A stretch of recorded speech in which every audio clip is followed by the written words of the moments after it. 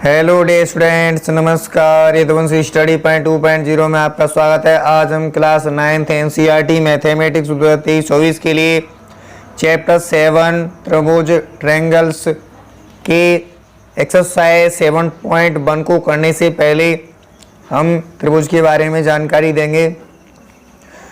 तो जो previous video थी उसमें मैंने त्रिभुज के बारे में जानकारी दी थी, त्रिभुज किसे कहते हैं, और जो है अन्य भी हमने समझाया था त्रिभुज के बारे में। त्रिभुज कितने प्रकार के होते हैं, भुजाओं के आधार पर और कोणों के आधार पर हमने समझाए थे। तो हमारे जो भुजाओं के आधार पर होते हैं समबाहु त्रिभुज, विषमबाहु त्रिभुज और समद्विबाहु त्रिभुज, ये समझाए थे 3 प्रकार के। और कोणों के आधार पर भी 3 प्रकार के होते हैं, न्यून कोण त्रिभुज, अधिक कोण त्रिभुज और समकोण त्रिभुज, ये समझाया था प्रीवियस वीडियो में। वो नहीं देखी हो तो जो भी छात्र छात्राओं ने वो जाके जरूर एक बार देख लें, तो आपको त्रिभुज के प्रकार भी पता चल जाएगा। और ये भी तो ये आपके सामने है, ये त्रिभुज, ये डेफिनेशन है त्रिभुज किसे कहते हैं, तो जाके जरूर देखें। अगर एक्सरसाइज को करने से पहले एक बार जरूर देख लोगे तो आपको अच्छे समझ में आएगा और जो है एक्सरसाइज आसानी से कर सकते हो। इसलिए मैंने जो है पहले इंट्रोडक्शन हर चैप्टर, जो चैप्टर नया शुरू करता हूँ उससे पहले उसके बारे में जानकारी देता हूँ। जानकारी प्राप्त होने पर आपको सवाल करने में कोई दिक्कत नहीं होगी, इसलिए मैं पहले इंट्रोडक्शन देता हूँ, ठीक है। और जो भी छात्र छात्राएं इस वीडियो के माध्यम से नए जुड़ रहे हैं चैनल को सब्सक्राइब कर लें और बेल आइकन को जरूर प्रेस करें, जिससे कि मेरे चैनल पर जो भी नई वीडियो अपलोड होती है उसका नोटिफिकेशन आपके पास सबसे पहले समय से पहुँचेगा। और ये वीडियो अपने मित्रों के पास जरूर शेयर करें, जिससे कि वो भी इस वीडियो को लाभ उठाएं और अपनी प्रिपरेशन को अच्छे से कर पाएँ। तो मेरे चैनल पे यही उद्देश्य रहता है कि मैं बच्चों को अच्छे से समझा पाऊँ, इसलिए वीडियो थोड़ी लेंथी हो जाती है, अन्यथा लिया करें। वीडियो को शुरू से अंत तक जरूर देखा करें। वीडियो बड़ी होती है इसी वजह से, इसी कारण से बड़ी होती है।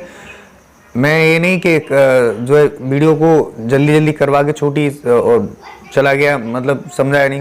मेरा पर्पज़ यही रहता है अच्छी समझ में आए प्रत्येक बच्चे की, ठीक है। और ज़्यादा से ज़्यादा चैनल को सपोर्ट करें। सपोर्ट करोगे तो मुझे मोटिवेशन मिलेगा तो इससे अच्छी वीडियो भी बनाने की कोशिश करूँगा। तो बस सपोर्ट कीजिए और वीडियो को लाइक करके चैनल पर सब्सक्राइब कर लीजिए, तो आपको नोटिफिकेशन जो है सबसे पहले समय से पहुंचती रहेगी आपके पास। तो आइए यहाँ पे आज का टॉपिक है हमारा त्रिभुजों की सर्वांग समता के लिए कसौटी है। इसके बाद भी बहुत कुछ समझाएंगे, इसलिए वीडियो को शुरू से अंत तक जरूर बने रहे। तो देखेंगे आगे त्रिभुज की सर्वांग समता के लिए कसौटियां, ठीक है। Criteria for congruence of triangles, इसकी जो है सर्वांग समता की कसौटियां को समझेंगे अच्छे से। तो बने रहिए वीडियो के शुरू से अंत तक। यहां त्रिभुज की सर्वांग समता की 4 कसौटियां होती हैं, जिनमें से 2 कसौटियों का टॉपिक नंबर 1 में वर्णन किया गया है और 2 कसौटियों का टॉपिक नंबर 2 में वर्णन किया गया है। तो बने रहिए साथ में। तो लिखेंगे यहाँ पे जो है, यहाँ त्रिभुज की सर्वांग समता की 2 का टॉपिक नंबर 1 में वर्णन है, 2 का टॉपिक नंबर 2 में, यानी 4 कसौटियां टोटल होती हैं ये यहाँ पे, ठीक है। तो अब हमारी जो पहली कसौटी होती है वो भुजा कोण भुजा होता है, जिसे कहते हैं शॉर्ट में SAS सर्वांग समता का नियम। तो भुजा कोण भुजा यानी SAS का मतलब होता है, S का मतलब होता है साइड और A का मतलब होता है एंगल और S का मतलब होता है साइड एंगल साइड से जो है सर्वांग समता का नियम होता है, उसे हम अच्छे से यहाँ पे समझेंगे। तो बने रहिए वीडियो के शुरू से अंत तक। तो हमारे पास ये देखा जाए तो यहाँ पे हमारे पास 2 त्रिभुज हैं। यहाँ देखोगे तो इनकी आकृतियां क्या है, बराबर दिखाई दे रही होंगी। क्या दे रही होंगी? बराबर दिखाई दे रही होंगी, ठीक है। तो यहाँ चित्र के माध्यम से समझेंगे पहले और फिर लिख लेंगे, ठीक है। ए और बी ये वाला त्रिभुज और ये सी मान लेते हैं, ठीक है। इसको मान लेते हैं पी और ये क्यू और ये आर कोड है, ठीक है, यहाँ पे, ठीक। तो यहाँ देखेंगे तो ये पहली भुजा है, ये दूसरी भुजा है, ये तीसरी भुजा है, ठीक है। और ये इसकी पहली भुजा है और ये तीसरी वाली है और ये दूसरी वाली भुजा है, ठीक है। कहने का मतलब है ये वाली भुजा इसके बराबर है और ये वाली भुजा इसके बराबर है और ये वाली BC भुजा है और QR के बराबर है, ठीक है, यहाँ देखा जाए तो, ठीक है। और जो एंगल A है और ये कोण जो है P यानी एंगल A और कोण P यानी एंगल P, ठीक है। यहां से कोण जो है B कोण Q के बराबर है ना, और यहां कोण C जो है कोण R के क्या है बराबर है, यहां से देखा जाए, ठीक है। तो सर्वांग समता किससे होगा, यानी कोण A और यहाँ कोण P बराबर है, यहाँ कोण B और यहाँ कोण Q बराबर है, यहाँ कोण C और यहाँ कोण R बराबर है। तो हमारा पहले तो भुजा देखा जाए तो भुजा ये वाली भुजा है, A और B भुजा P Q के बराबर है, तो भुजा से हो गया। और कोण की बात की जाए तो जैसे कि A कोण P के बराबर है तो कोण से बराबर है। अगर हमारा जैसे कि यहाँ पे 40 कोण दिया हो, यहाँ पर भी 40 कोण दिया हो, तो यानी कोण A 40 दिया है, कोण P 40 दिया है, यहाँ कोण भी 60 दिया है, मान के चलो 60 दिया है, मान के चलो, ठीक है, ये भी 60 दिया है। कहने का मतलब है तीनों कोण आपस में बराबर हों और तीनों भुजाएं आपस में बराबर हों, तो कौन से जो है नियम से बराबर होगा, भुजा कोण भुजा से जो है बराबर होगा, ठीक है। तो अब यहाँ पे समझ लेते हैं, इस पेज पर लिख लेंगे। तो यहाँ जो है लिखेंगे दो त्रिभुज सर्वांग सम होते हैं, लिखेंगे यहाँ पे जो है दो त्रिभुज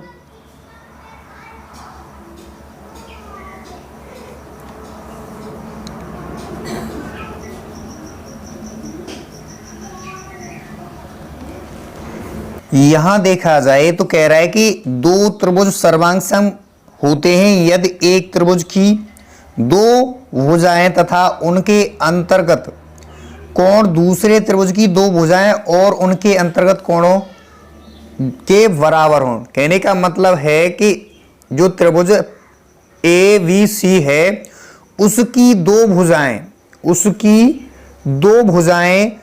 त्रिभुज PQR की दो भुजाओं के बराबर हों और इसके दो कोण भी आपस में बराबर होते हैं, तो ये जो त्रिभुज दोनों हैं वो किस नियम से बराबर होंगे, भुजा कोण भुजा। कहने का मतलब है शॉर्ट साइड एंगल साइड से जो है ये दोनों त्रिभुज बराबर होंगे आपस में। मुझे आशा है यहाँ तक समझ चुके होंगे। अब हम आगे समझते हैं इसके माध्यम से। तो हमारे पास एक त्रिभुज कौन सा है, A और B और C है।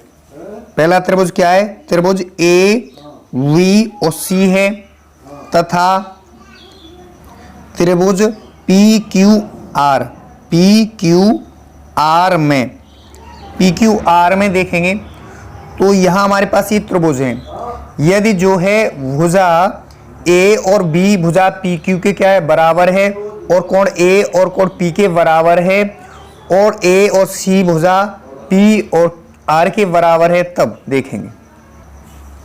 यहां पे लिख लेंगे, अभी बोला है मैंने, यदि भुजा जो है A और B बराबर है किसके, P और Q के, और यहां देखा जाए एंगल A बराबर है एंगल P के, और A और C भुजा है, यहाँ पे AC भुजा है वो बराबर है किसकी, AC भुजा है P और R के बराबर है, P और R के बराबर है, ठीक है।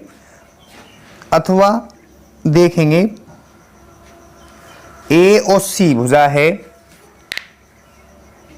यहां देखा जाए तो जैसे कि हमने यहाँ पे जो है देखा, ये A और B भुजा P और Q के बराबर है और कोण A और कोण P के बराबर है, ऐसे ही भुजा AC भुजा P और R के बराबर है, AC भुजा P R के बराबर है, और जो एंगल C है, यहाँ से देखा जाए एंगल C है वो एंगल R के बराबर है। ऐसे ही हमारी C और B भुजा R और Q के बराबर है, तो कोण हमारा B बनेगा और कोण Q बनेगा। ये आपस में यहाँ पे जो है बराबर होने चाहिए। जब ये बराबर होंगे तो हमारा क्या होगा, त्रिभुज ABC त्रिभुज PQR के सर्वांग सम होगा। क्या होगा, सर्वांग सम होगा, ठीक है। यहाँ से मुझे आशा है यहाँ तक आप अच्छे से समझ चुके होंगे इस बात को।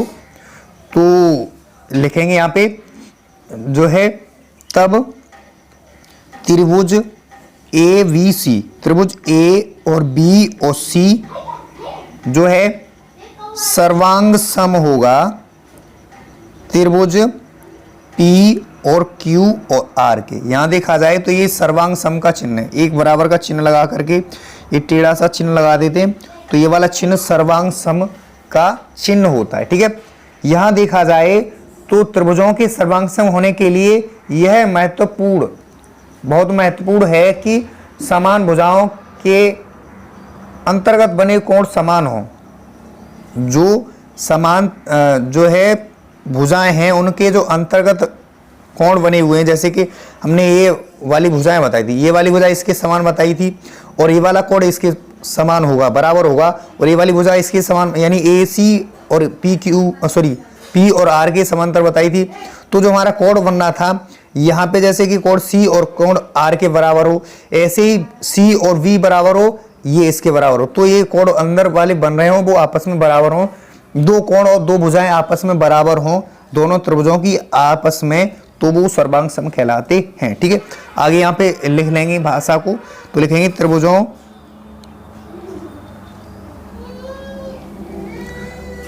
के सर्वांग सम। यहां देखा जाए तो हमने बात की थी जैसे कि हमारे भुजाएं हैं, जैसे ए बी बराबर ये पी और क्यू है, और ए सी बराबर है क्यू पी और आर के, जो भुजाएं समान हो उनके अंदर बने हुए कोण भी समान होना चाहिए, तब दोनों त्रिभुज सर्वांग सम होंगे। ठीक है, तो मुझे आशा है यहाँ तक आप अच्छे समझ चुके होंगे। इसे सर्वांग समता यानी भुजा कोण भुजा का जो नियम होता है, SAS का नियम होता है, उसको आप समझ चुके होंगे। और ये जरूर याद रखना है जरूर, सर्वांग समता का ASS या SA नहीं होता है, सर्वांग समता का नियम ये नहीं होता है। तो मुझे आशा है यहाँ तक आप अच्छे से समझ चुके होंगे, क्लियर हुई होगी ये बात। तो अब हमारा जो है, अब हम यहाँ पे दूसरा वाला नियम देखेंगे। दूसरे वाले नियम में क्या है, दूसरे वाले में कोण भुजा कोण के आधार पर सर्वांग समता का नियम, यानी एंगल साइड एंगल, ए का मतलब होता है एंगल और एस का मतलब साइड और एंगल होता है। ठीक, कोण भुजा कोण के आधार पर कैंग्रुएंस रूल यानी नियम, सर्वांग समता का नियम। ठीक है, तो इसे भी अच्छे से समझेंगे तो बने रहिए वीडियो को शुरू से अंत तक, ये भी आपको अच्छे से क्लियर हो जाएगा। ठीक है, तो दूसरे के लिए हमने ये चित्र लिए हैं, ये आकृतियां बना ली हैं, तो इसके माध्यम से अब हम समझेंगे। तो इसमें क्या कह रहा है, इसमें ये कह रहा है कि जैसे कि जो है कोण भुजा कोण, यानी इसमें भी जो है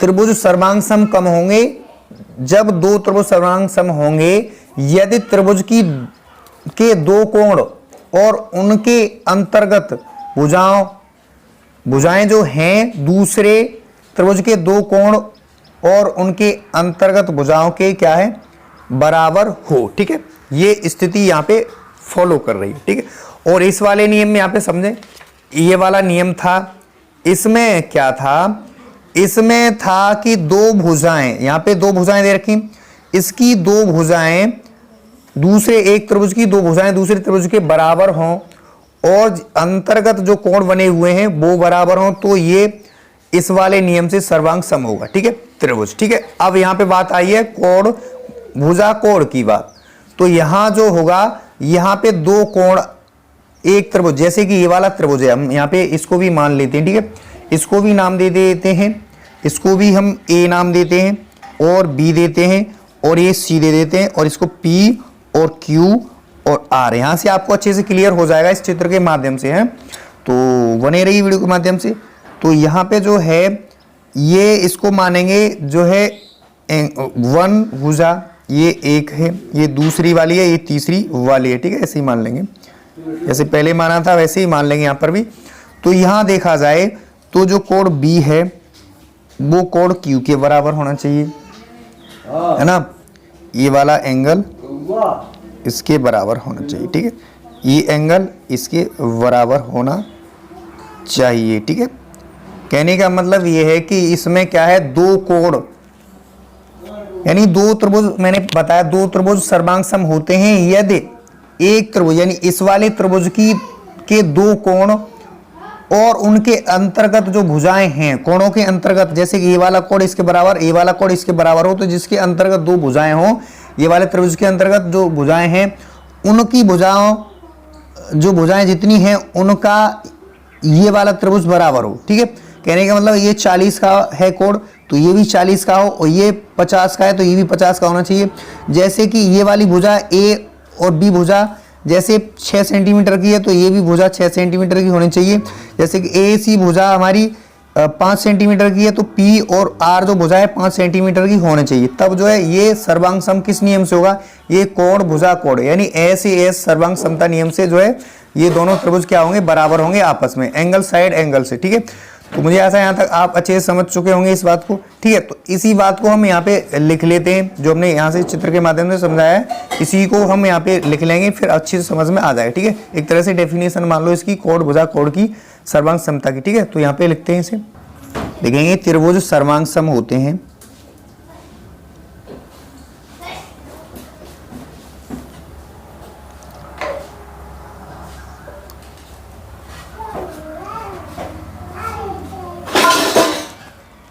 सर्वांग सम होते हैं। ठीक है, यदि एक त्रिभुज के दो कोण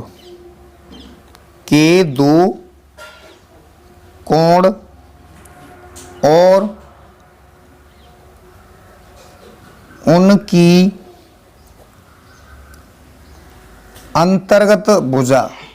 उनकी अंतर्गत भुजा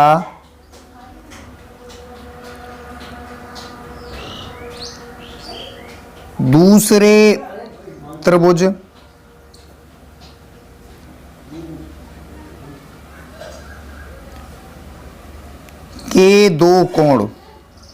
के दो कोण और उनकी अंतर्गत भुजा के बराबर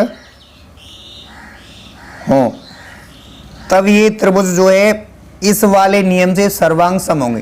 कहने का मतलब ये है कि इसके ये वाला त्रिभुज है, मान लो कि ये वाला त्रिभुज है, इसके दो कोण, इस त्रिभुज के दो कोण इस त्रिभुज के बराबर हों, इसके अंतर्गत जो भुजाएं बन रही हैं वो भी आपस में एक दूसरे के बराबर हों, तब ये कोण भुजा कोण नियम से क्या होंगे, आपस में बराबर होंगे। यही बात यहाँ पे नोट डाउन की है मैंने। लिखा है कि त्रिभुज सर्वांग सम होते हैं यदि एक त्रिभुज के दो कोण और उनकी अंतर्गत भुजा दूसरे त्रिभुज के दो कोण और उनकी अंतर्गत भुजा के बराबर हों। ठीक है, यहाँ पे त्रिभुज लिखेंगे। अब आगे और समझते हुए चलेंगे अच्छे से। तो हम देखेंगे यहाँ पे त्रिभुज कौन सा बनना है, ए और बी और सी। त्रिभुज ए बी सी तथा त्रिभुज पी क्यू आर में, यहाँ पे देखेंगे पी क्यू आर में, तो यदि जो है देखा जाए जो एंगल वी है, जो एंगल बी है वो बराबर हो एंगल क्यू के, क्या एंगल क्यू के बराबर हो, और यहाँ देखा जाए जो हमारी भुजा हो ए और यानी बी और ए भुजा यानी बी ए भुजा हो बराबर हो क्यू और पी के, क्यू और पी के बराबर होनी चाहिए। और यहाँ देखा जाए एंगल ए और एंगल किसके, एंगल ए और एंगल पी के बराबर हो। यदि यहाँ पे लिखेंगे अथवा एंगल एंगल ए बराबर हो किसके, एंगल पी के बराबर हो, एंगल ए और एंगल पी के बराबर हो। यहाँ पे देखेंगे तो जो भुजा हो ए और सी भुजा, यहाँ पे भुजा ए सी बराबर हो भुजा पी और आर के, पी और आर के भुजा बराबर हो, पी और आर के भुजा बराबर हो। और यहाँ जो कोण सी है वो कोण आर के बराबर हो। यहाँ पे लिखेंगे कोण सी है वो कोण, ये वाला कोण सी है कोण आर के बराबर हो, आर के बराबर हो।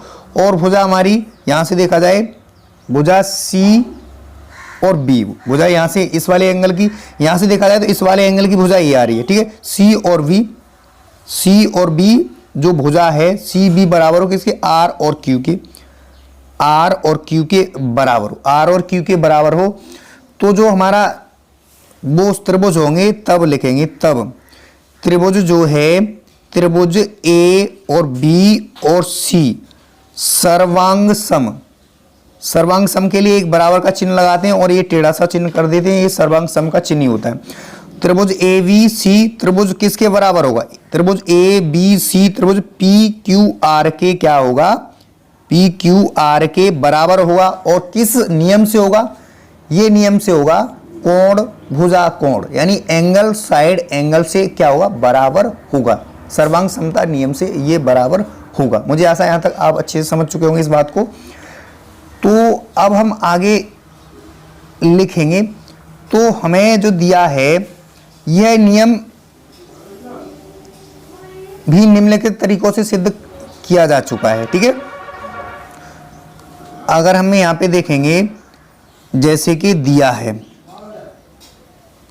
है हमें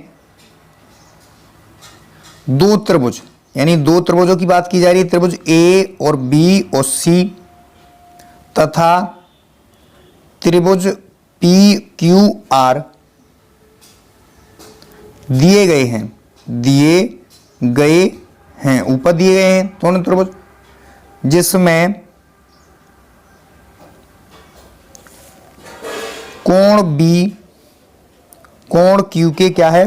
बराबर है, और कोण सी बराबर है कोण आर के, ठीक है। तथा जो बी सी भुजा है वो बराबर किसके? क्यू और आर के, यानी बी सी भुजा है वो क्यू आर के बराबर है, ठीक है। तो सिद्ध करना है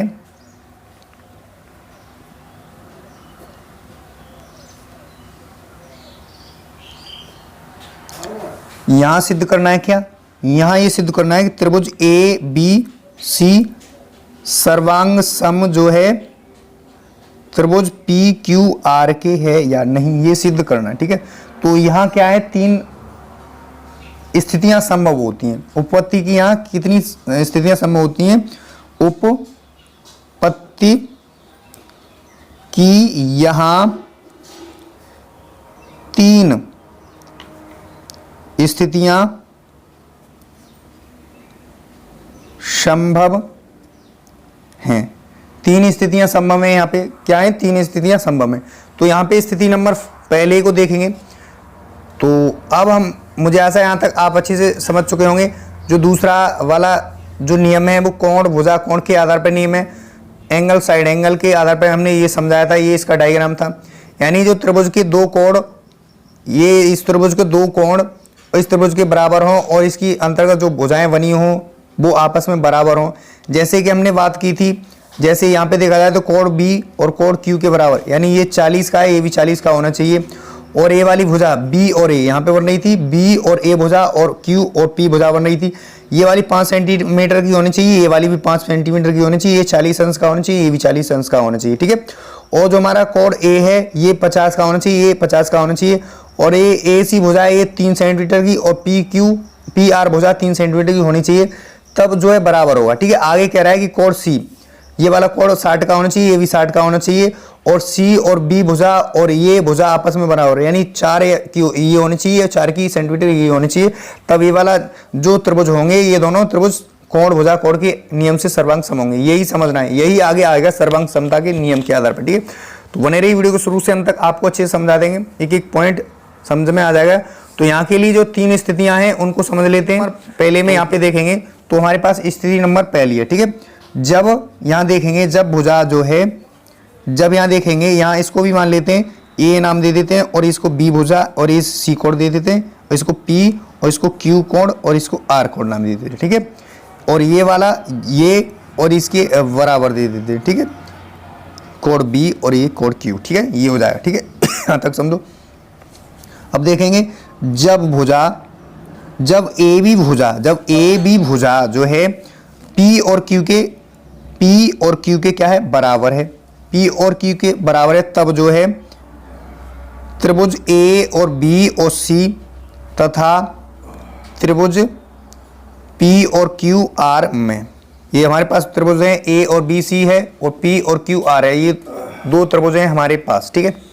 यहाँ देखा जाए तो त्रिभुज ए बी सी त्रिभुज पी और क्यू आर के बराबर है। इस त्रिभुज से दोनों से देखेंगे, ए बी सी तथा पी क्यू आर में देखेंगे, ठीक है। तो यहाँ पे हमें दिया है, इसमें दिया है कोण V जो है कोण Q के बराबर है। जो कोण B है वो कोण किसके बराबर है? कोण Q के बराबर है। कहने का मतलब ये है कि यहाँ से हम ये चित्र के माध्यम से समझाते हैं। जैसे कि यहाँ पे जो है ये 50 डिग्री का है, तो ये भी क्या है? 50 डिग्री का ही है। ठीक है, दोनों 50 डिग्री के हैं। ठीक, और ये हमें क्या है दिया है? यहाँ पे 50-50 नहीं दिए, मैंने अपने आप से समझाया। ठीक, खुद से समझाया है ये। ठीक, नहीं दिए।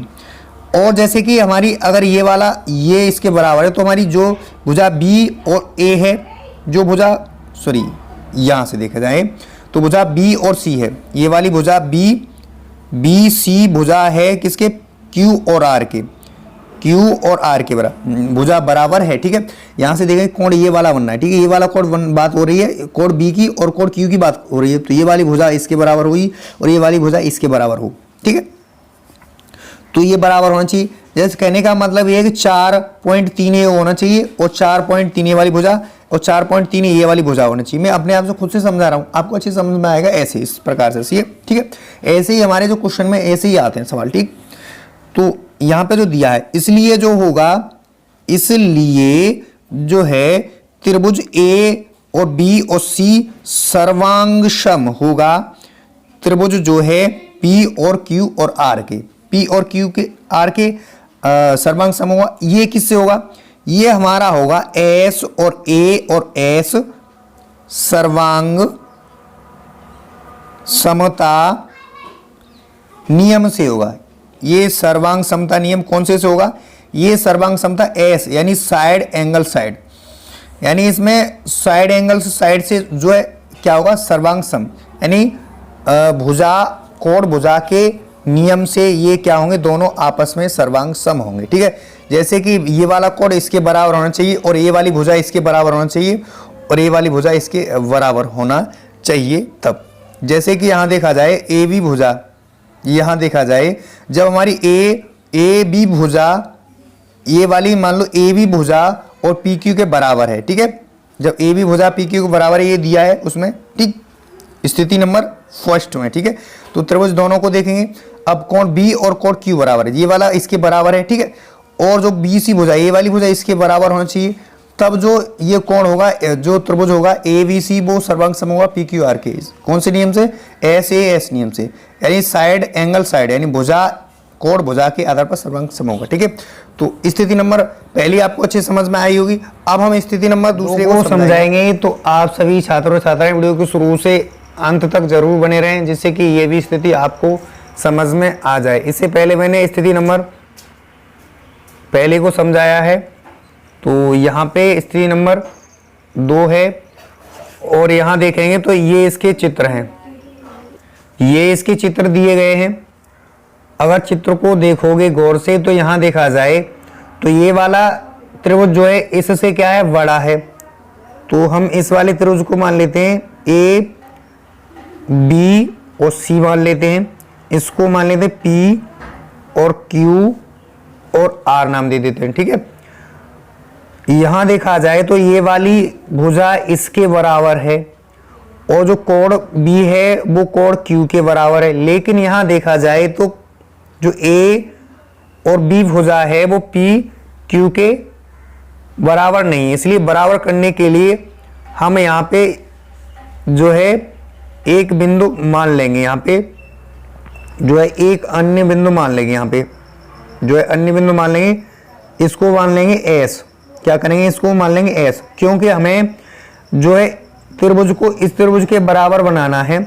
तो हम क्यों ना यहाँ पे एस बिंदु मान करके इस त्रिभुज के बराबर कर लेते हैं, यानी पी क्यू आर के बराबर कर लेते हैं। त्रिभुज बन जाएगा हमारा, वो यहाँ से देखा जाए तो हमारे पास त्रिभुज बन जाएगा कौन सा?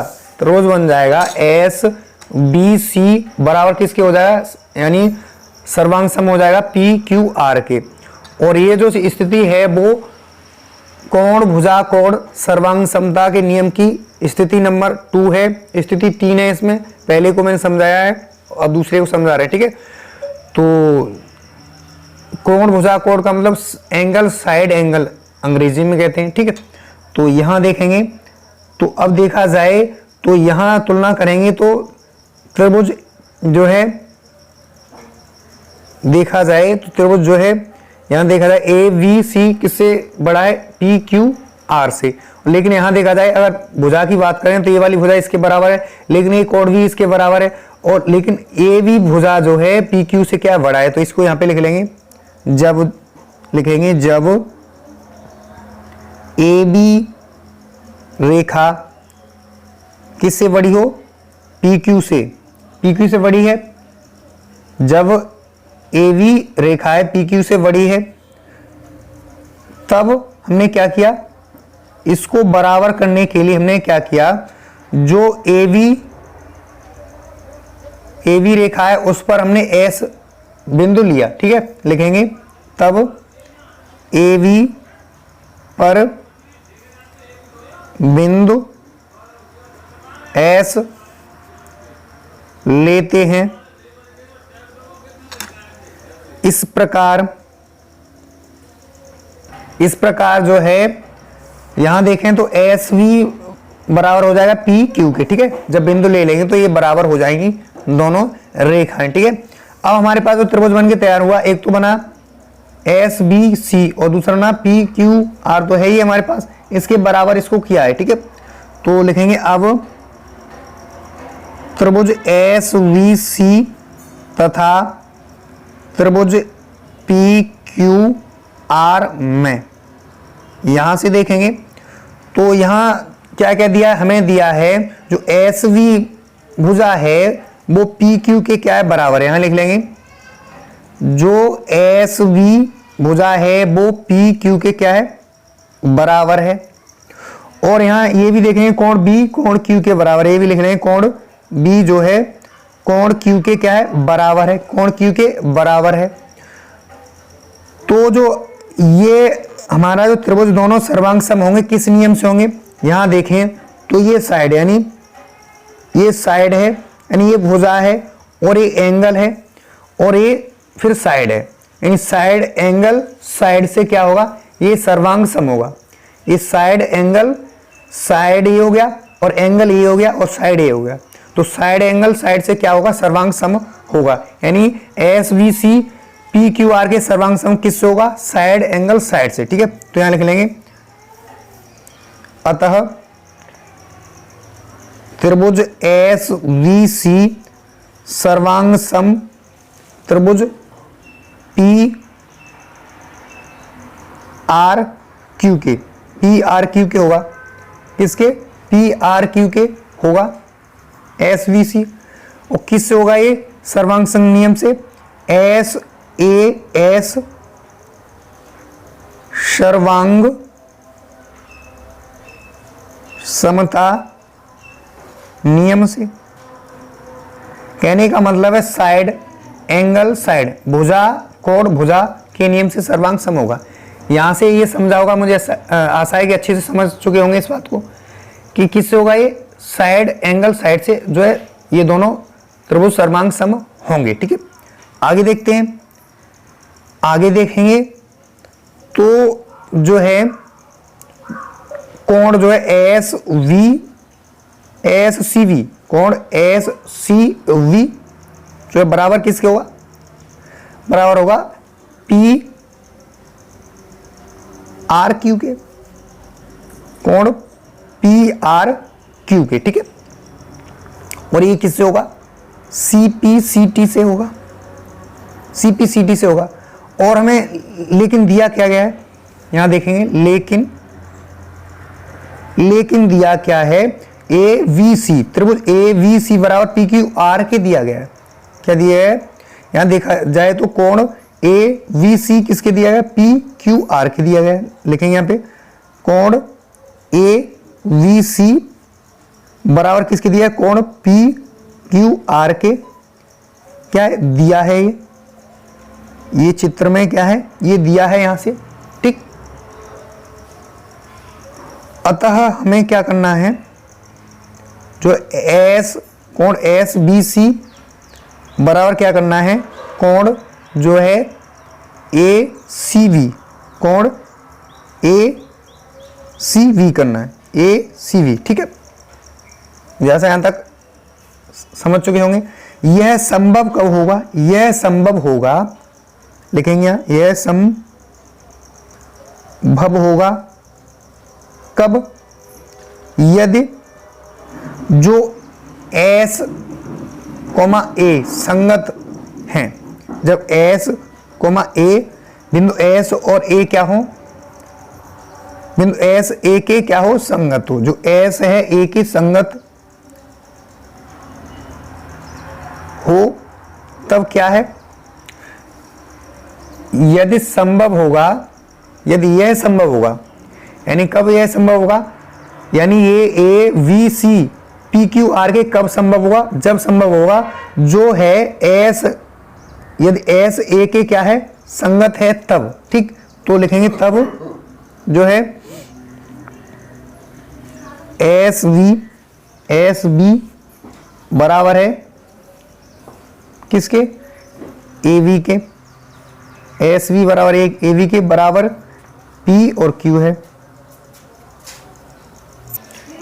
यानी जो भुजा है एस वी ए वी के बराबर हो और जो है पी क्यू के बराबर है। ठीक है, यहां देखा जाए ये तीनों भुजाएं आपस में बराबर हैं, तब जो है त्रिभुज ए वी सी सर्वांग सम होगा पी क्यू आर के। ठीक है, त्रिभुज ए वी सी सर्वांग सम होगा पी क्यू आर के। ठीक है, इसको यहां पे जो है लिख देंगे। अतः लिखेंगे त्रिभुज ए वी सी सर्वांग सम होगा किसके, त्रिभुज पी क्यू आर के। यही हमें इसमें स्थिति नंबर 2 में दिखाना था। स्थिति नंबर 2 थी, उसमें हमें दिखाना था ये कि त्रिभुज जो है ए वी सी जो है सर्वांग सम पी क्यू आर के कैसे होगा। जब होगा हमारा जो त्रिभुज ये देखा जाए तो ये त्रिभुज बड़ा है, यानी ए वाली भुजा तो समान है इसकी, ये वाली भुजा बराबर है और ए एंगल भी बराबर है, यानी कोण भी बराबर है।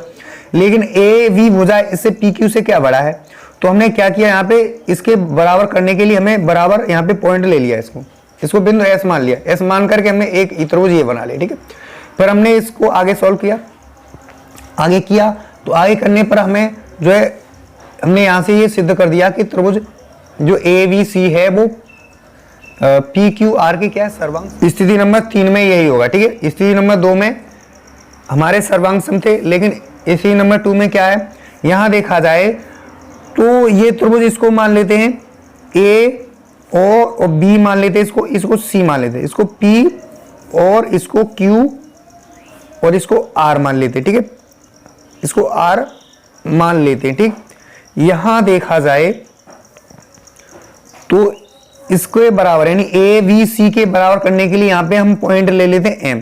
क्या ले लेते हैं, इसको पॉइंट एम मान लेते हैं। ठीक है, इसके बराबर हो जाएगा। ठीक, यहां देखेंगे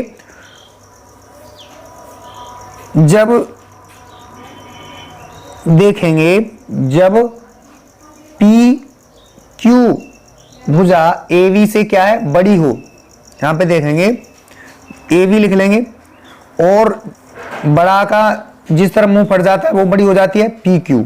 यहां देखेंगे जो ए बी भुजा है जो पी क्यू से क्या है, छोटा है, ए बी भुजा है पी क्यू से छोटा है, तब जो है क्या करते हैं, अगर बड़ी होती है तब क्या करते हैं, तब हम जो है पी क्यू भुजा पर यानी पी क्यू रेखा पर बिंदु एम लेते हैं, क्योंकि यही हमने स्थिति नंबर 2 में समझाया था। इस प्रकार है कि जो एम क्यू होगा वो किसके बराबर हो जाएगा, ए और बी के बराबर हो जाएगी भुजा। ठीक है, यहां से ये दोनों बराबर हो जाएंगे। ठीक, अब यहां से बराबर हो जाएंगी तो स्थिति नंबर 2 में देखेंगे तो स्थिति नंबर 2 को दोहराना पड़ेगा। क्या करना पड़ेगा, स्थिति नंबर 2 को दोहराना पड़ेगा। जैसे कि हमने इसमें क्या था, जो ए बी सी था त्रिभुज वो पी क्यू आर से बड़ा था, यानी कहने का मतलब है ए बी भुजा थी पी क्यू से क्या बड़ी थी, तब हमने ऐसे इसको आगे सॉल्व किया था, यानी इसको ऐसे समझाया था, इसको देखें तो ऐसे समझाया था। ठीक है, अब यहाँ जो तीसरी स्थिति है, तीसरी स्थिति में हमें दिया है ए बी से ये वाला पी क्यू आर बड़ा है। ठीक है, लेकिन हमें ये सर्वांग सम करना है, यानी इसके सर्वांग समता नियम से किस नियम से सर्वांग सम होगा ये दिखाना है। ठीक है, तो हमने यहाँ पे जो यहाँ पी क्यू है वो ए बी से बड़ी है, तो यहाँ पे एम मान लिया, ठीक है। इस प्रकार से यहाँ पे जैसे कि ये बड़ा था, ए बी बड़ा था तो हमने एस माना था, इसी प्रकार से हमने अब यहाँ पे पी क्यू बड़ी है रेखा, तो हमने यहाँ पे एम मान लिया बराबर करने के लिए, ठीक है। तो यही नियम फिर, यही स्थिति फिर दोहरानी पड़ेगी, इसलिए क्या लिखेंगे, नीचे वाला यहाँ आया था वो ये लिख देंगे यहाँ तक ये लिखेंगे S V A B P Q के क्या है बराबर है। तो यहाँ क्या बराबर है, इसमें देखा जाए तो जो स्थिति नंबर 2 में देखा जाए तो स्थिति नंबर 2 में जो है यहाँ क्या क्या बराबर है, यहाँ एम क्यू के बराबर है, यहाँ लिखेंगे, यहाँ ए लिखेंगे पहले, स्थिति नंबर 2 दोहराना पड़ेगा, ठीक है। यहां दोहराना पड़ेगा स्थिति नंबर 2 जो है, स्थिति नंबर 2 ये दोहराना पड़ेगा, इसलिए हमने यहां तक न करके हमने यहां से ये बराबर दिखा दिया है, ठीक है, यहां से बराबर दिखा दिया है, ठीक। तो यहां दिखाएंगे जो एम क्यू है वो बराबर किसका होगा, एम क्यू है वो बराबर होगा पी और किसके, पी क्यू के, पी क्यू को मान लें, ठीक है, पी क्यू लिख लें यहाँ पे, यानी जो एम क्यू है वो पी क्यू के, यानी एम क्यू है वो पी क्यू के बराबर होगा, और इसके बराबर क्या होगा, ए और बी होगा। कौन सी बराबर होगा, भुजा ए और बी होगा, यानी तीनों भुजाएं बराबर आपस में हो जाएंगी। और ये किससे होगा, ये होगा हमारा जो है, यह संभव तब होगा जब हमारा एम है वो क्या पी के संगत हो, तब होगा, ठीक है। तो यहां लिखेंगे इसलिए जो है त्रिभुज ए वी सी सर्वांग सम होगा किसके, त्रिभुज पी क्यू आर के, यानी त्रिभुज ए वी सी सर्वांग सम होगा पी क्यू आर के। स्थिति नंबर 2 में मैंने अच्छे से समझाया, वहां से आप समझ लेना, ठीक है। तो स्थिति 3 को भी बना सकते हो, यहां से मैंने दोहराना पड़ेगा, ठीक है, ये लिख दिया है। तो आगे देखेंगे तो अतः तीनों स्थितियों से हमें निष्कर्ष प्राप्त हुआ है कि जो त्रिभुज एबीसी होता है वो पी क्यू यू आर यानी पी क्यू आर, त्रिभुज एबीसी होता है वो पी क्यू आर के क्या होता है, सर्वांग सम होता है, लिखेंगे यहाँ पे। अतः इन तीनों स्थितियों से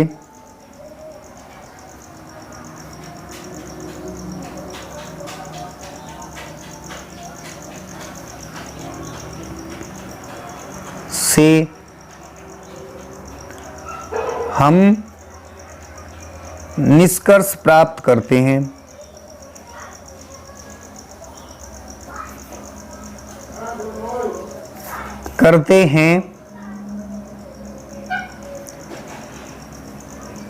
कि त्रिभुज जो है ए बी सी सर्वांग सम होगा त्रिभुज पी क्यू आर के। तीनों स्थितियों में हमने यही देखा है कि जो त्रिभुज दोनों होते हैं, जैसे कि त्रिभुज यहाँ पे देखा जाए तो त्रिभुज हमारा जैसे कि ये त्रिभुज है ए बी सी त्रिभुज है वो पी क्यू आर के सर्वांग सम होगा। कब होगा, जब तीनों स्थितियां एक ही बात कह रही हैं।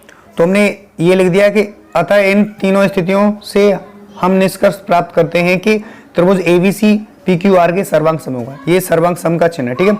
तो मुझे आशा है यहाँ तक आपको तीनों स्थितियां क्लियर हुई होंगी, तीनों स्थितियां क्लियर हुई होंगी और अच्छे से समझ चुके होंगे इसको। तो हमने यहाँ पे आज की वीडियो में हमने जो है 2 नियम क्लियर किए, यानी सर्वांग समता की कसौटी, हमने इसको अच्छे से समझाया। यानी हमारे त्रिभुजों की सर्वांग समता के लिए कसौटियां होती हैं, 2 कसौटियां होती हैं, ठीक है। एक तो भुजा कोण भुजा यानी एस ए एस सर्वांग समता नियम होता है, यानी साइड एंगल साइड सर्वांग समता नियम होता है। और दूसरा कौन सा होता है, कोण भुजा कोण यानी एंगल साइड एंगल सर्वांग समता नियम होता है। ये दूसरा वाला नियम है, इसमें 3 स्थितियां हमने समझाई अच्छे से। तो मुझे आशा है ये तीनों स्थितियां आपको अच्छे से समझ में आई होंगी। अच्छी समझ में आई हो तो वीडियो को लाइक करके चैनल को सब्सक्राइब करके बेल आइकन को जरूर प्रेस करें, जिससे कि मेरे चैनल पर जो भी नई वीडियो अपलोड होगी उसका नोटिफिकेशन आपके पास सबसे पहले समय से पहुंचेगा। तो जो आज वाली वीडियो हमारी थोड़ी बड़ी हुई है, 45 मिनट के आसपास हुई है, तो अन्यथा न लें, वीडियो को शुरू से अंत तक जरूर देखें, जिससे कि आपको ये त्रिभुज का जो है कसौटियाँ आपको अच्छे समझ में आ जाएं। अगर एक बार समझ में आ गई तो इसी प्रकार से हम आगे सवाल, अब नेक्स्ट क्लास आएगी उसमें हम एक्सरसाइज 7.1 को सॉल्व करेंगे।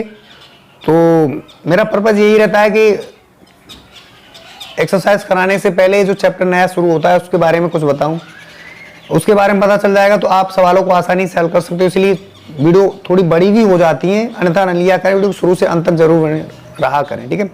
तो वीडियो देखने के लिए थैंक यू सो मच। मिलते हैं एक्सरसाइज 7.1 के साथ नेक्स्ट वीडियो में।